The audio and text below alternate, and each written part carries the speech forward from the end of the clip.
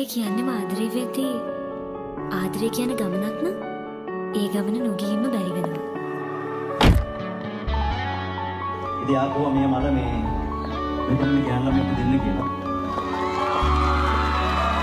හෘදෙන නොරින්දෙන කම්මුල් අවසලා